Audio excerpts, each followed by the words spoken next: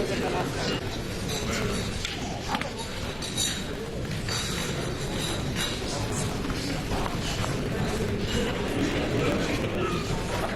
possible, I have to say that it looks a bit like a mountain in front of us.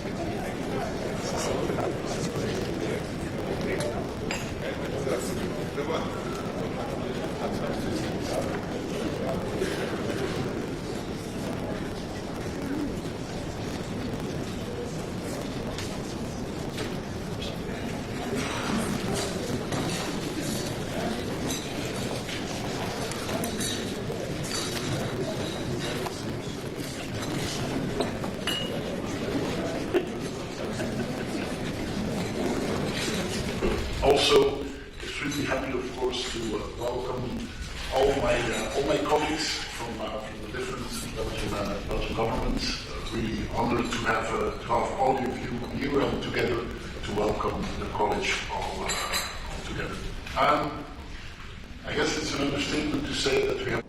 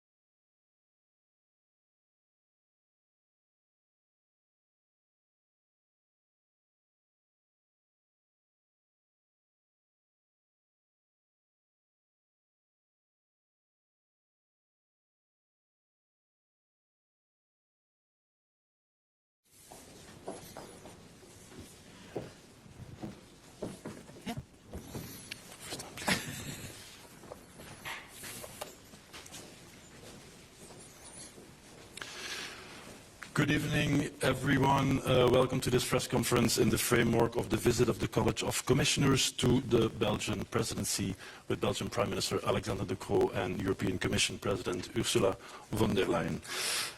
Both excellencies will first give a statement and will then take some questions from you. Prime Minister, you have the floor. Good evening, everyone. Welcome here. Is the microphone working? Yes, the microphone is working. Let me start again. Good evening, everyone. Welcome here. Dear Ursula, welcome here. Let me start by saying Europe is coming home. And we are extremely delighted, of course, to take over this rotating presidency. There have been quite a few starts of this European presidency. Let me say that this really today has been the real start. We've had the occasion to discuss with our government and with the college a number of topics, and I have to say that we are extremely excited to get to work. The relationship between the presidency of the Council of the European Union and the European Commission is an extremely important one. In the world of today, if you want to realize something, you need to work together. And the cooperation between the Belgian government and the college really is a crucial one. Our presidency comes at an important time. More than ever, the European population looks at the European Union. They look at the European Union with clear expectations to protect them, with expectations to strengthen our well-being, our welfare, and with expectations to prepare a common future. A common future here in Europe means also, of course, Ukraine in the heart of Europe. It is the best guarantee for our future stability and for a collective security for the population of Ukraine, but also collective security for the European population. After the December decision of the European Council, we will work on the negotiation framework for future enlargement related to Ukraine and Moldova. And this relates to a broader topic, of course. We live in a world that is in turmoil, not only in Ukraine, also in the Middle East and in too many places in the world. We as Europeans, too often, we bear the majority of the consequences of what is happening in the world. What we need to do as European Union is also to lead in the discussion. Not only lead in the discussion with words, but also lead in the discussion with actions. Not only bear the consequences of what happens, but also try to influence what is happening in the world. We will also prepare the next institutional cycle. We will support the work that is happening in defining the priorities for the next 5 years. One of those priorities will be on how to make the realization of the Green Deal something where our full population, our full economy, our full industry can be part of this, can see this as an advantage in realizing it, not only for the good of nature and for the good of our environment, for also something that creates prosperity, that creates welfare. That also means that we need to reform the European Union. We know that there is discussions about enlargement at some point. Our message is very clear. Before we get bigger, we need to get better. We need a European Union that is able to decide in a faster way while maintaining its unity, and that is more efficient in the usage of the resources that our European population is giving to them. A number of us this morning were in Paris, and we were there for the commemoration of the loss of Jacques Delors. If today we Europeans enjoy the European Union in our daily lives by using the euro, by traveling throughout the European Union without borders, by having programs such as Erasmus, Jacques Delors really was one of the architects of the modern Europe that we see today. I think more than ever, the spirit of Jacques Delors is something we need. A Europe that understands that we are stronger together. A Europe that understands that it is good to have friends in the world of today. So while doing all of this, We will keep our citizens at the top priority of all the work that we do. They expect a Europe that protects. They expect a Europe that strengthens, and they expect a Europe that prepares. So the next 6 months we will be working together with the European Commission, with the other member states, with the European Parliament as well. Let me conclude by saying it is crunch time. Crunch time means that now it is up to us to deliver. Madam President. Merci, merci, cher Alexandre. C'est un grand plaisir pour moi d'être ici pour le lancement de la présidence belge du Conseil. Et tout d'abord, de pouvoir profiter un peu des trésors artistiques, culturels et historiques exceptionnels de Bruxelles. Car même si nous y vivons et travaillons tous les jours, live and work here every day. Unfortunately, opportunities to benefit from this heritage are far too few. The Belgian presidency is therefore welcome to recall for us the exceptional role which Belgium has played in European history. And this role continues with this presidency, which is coming at such an important moment in time. Your presidency will be a presidency when it comes to the landing strip for a whole range of pieces of work which were started under my presidency, and I'm counting on the talents and the talents of Belgium, known in particular because of the excellence of your cyclists, to actually get us through the final furlong. Now, we have got some very important files that we need to close. All of them, or everyone has to contribute to the aims of your presidency: protect, reinforce, prepare. The priorities which you have are ones which I share fully. Of these priorities, that is the support for Ukraine. We all witnessed Russia's recent brutal airstrikes on civilian targets in Ukraine. And after the historic decision to launch accession negotiations with Ukraine, we must urgently move forward on stabilizing our financial aid to the country. The Commission will come to the European Council with operational solutions to ensure that we can agree on the Ukraine facility. And Belgium will then have the key task of transforming the political agreement on the facility through Council and Parliament as quickly as possible.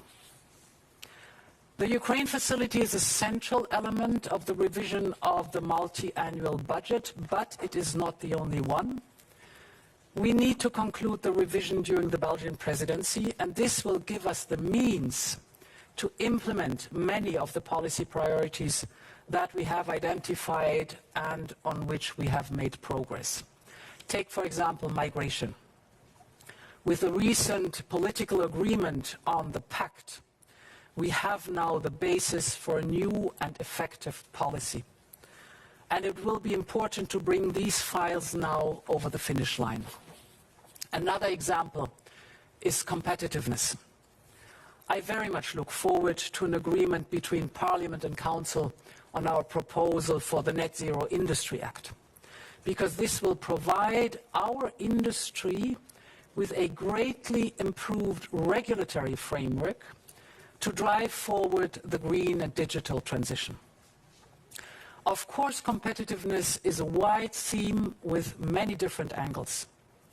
So we also need modernized fiscal rules that help stimulate sustainable investment throughout Europe. And the agreement in Council a few weeks ago was a very welcome step forward. Now I am confident that the Belgian presidency can ensure an agreement with the Parliament before the end of this mandate. We also need a very strong social dialogue. First, because long-term competitiveness relies first and foremost on Europe's main talent, and that's the people and their skills. And second, because competitiveness is a tool to ensure prosperity, and this is prosperity for all. So I'm very much looking forward to the Val d'Uchaise summit to discuss the future of work.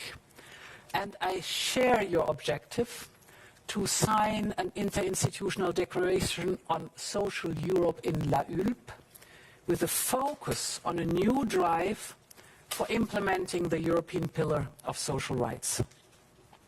And I'm also very much looking forward to our discussions on the two reports you mentioned, the report by Enrico Letta on the single market and the report by Mario Draghi on competitiveness more generally. I am convinced that these reports will provide inspiration for new initiatives to reinforce our long-term competitiveness. Dear Alexander, one of your presidency's priorities is to prepare for the future. And my college, entering its last year of mandate, will continue to work hard to do just that. Let me mention 2 points. We will come forward in particular with a communication on the 2040 climate targets.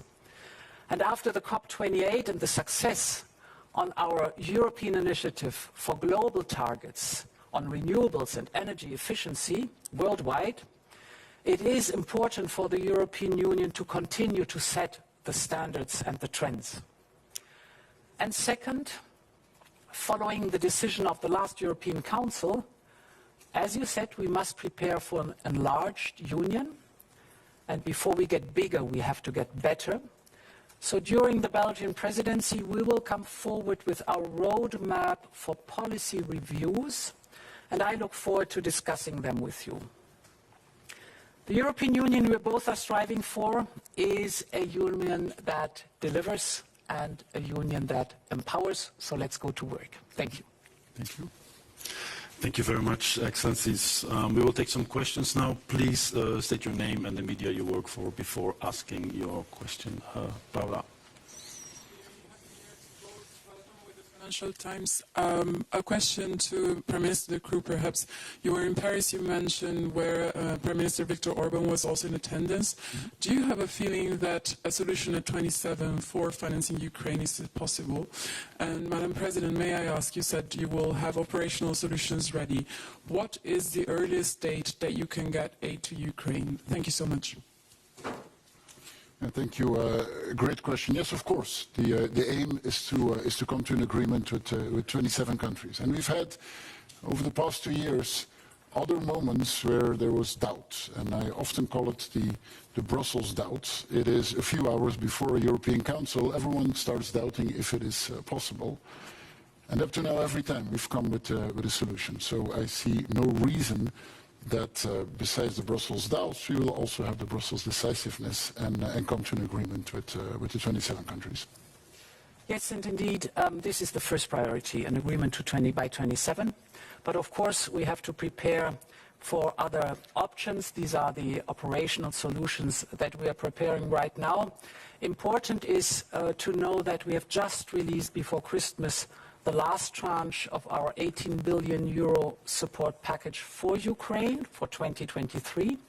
So this will help Ukraine finance their needs for the beginning of this year. This gives us a little bit of leeway, but of course we have to work as hard and as fast as possible to deliver. Yes, please. Thank you very much. I have 2 questions to Madam President and also to Prime Minister. One of the focuses during the presidency will be relationship with China, I imagine, and we have a recent development of starting the anti-dumping investigation against EU liquor. Do you see this as a retaliation, and do you think that this kind of tit-for-tat can spill over into a bigger trade fight? And a second question, Prime Minister, you have spoken a few times about the importance of not just having the Green Deal, but also having the industrial deal. What are the particulars? What do you want to see in that industrial act? Thank you. So what our relationship to China is concerned, it is very important to be very frank about the facts. We have a 400 billion trade deficit with China, and it increased drastically over the last years. So when I visited China, I was very clear on that yes, we like competition, that is good, but it has to be fair, there has to be a level playing field, and it has to be transparent. So when it comes to subsidies, for example, we have to have transparency about what kind of subsidies are given and under what circumstances. And this is the discussion we are leading with China. My experience is that the more open, the more frank you are, the more you can really pinpoint on the difficult points in the economic relationship. We have agreed with the Chinese leadership that we will go point by point through all the complaints we have and our companies in China, for example, experience and have, and work through them systematically so that we do not only have the complaint on a superficial level, but step by step we go through all the difficulties, for example, European companies face when they want to access the Chinese market. Maybe on the Green Deal and industry, and I think too often there are people who try to oppose one against the other, and I think that's wrong. And I think it's remarkable what we have done. I mean, the European continent has been going through major crises over the past 3 years, and I'm extremely proud that the Commission was able to maintain the goals of the Green Deal. We were all very clear on keeping the goal.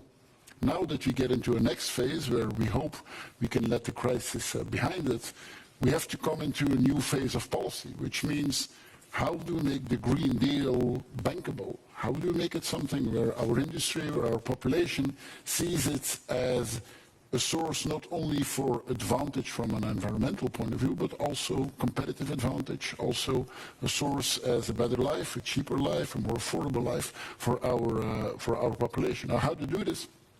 A few things have already been mentioned, and Nicoletta is doing great work on the version 2.0 of the single market. We talked about Jacques Delors. What was done more than 30 years ago was visionary, but the world has changed quite a bit since then. Our economy is completely different than anything we could have imagined 30 years ago. The work of Enrico Letta, the work of Mario Draghi is a key input in that. You talked about China and about trade. It is clear that trade policy is a part of industrial policy, and we need to better integrate our trade policy in our industrial goals. The European continent is today the continent of innovation, but industrializing that innovation too often is happening in some other places. We are a continent with a lot of financing which is available, but today a big part of our pension funds are being invested in the United States, whereas they could rather be invested in the industrialization of the innovation that is happening here. So that industrial deal is something that is quite broad, but that we finally need to put in a package and help it to become a second phase of really firing up the Green Deal. Okay, we have time for a last question, Politico. Hi. Peter Haag from Politico. I had a question on the escalation we've seen in the Red Sea the last few weeks. We've seen some member states already speaking out that there would maybe be consequences. Maybe, Mr. Prime Minister, do you going to use the presidency to push for a more common EU approach to protect the global trade flows there? If in my introduction I talked about the fact that too often when there are worldwide events, we Europeans, we bear the brunt of the consequences. Too often when there are refugee flows because of a conflict, we are the one that take the major part of it. When we see that energy prices go up because of international tensions, we are the one who are paying it. So instead of being a payer, too often we've said we need to be a player. That means that in these situations, we need to do a much more proactive effort in trying to get everyone on the same line. Now, that is an easy thing to say. We know that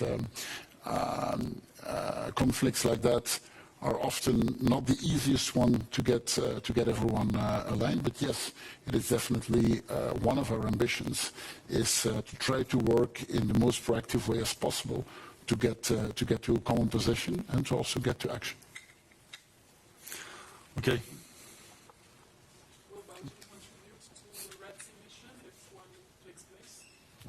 If questions are always hard to answer. Okay, I think our time is up, unfortunately, but thank you very much and hope to see you very soon. All right, thank you. Thank you. Dank u wel. Dank u wel, minister.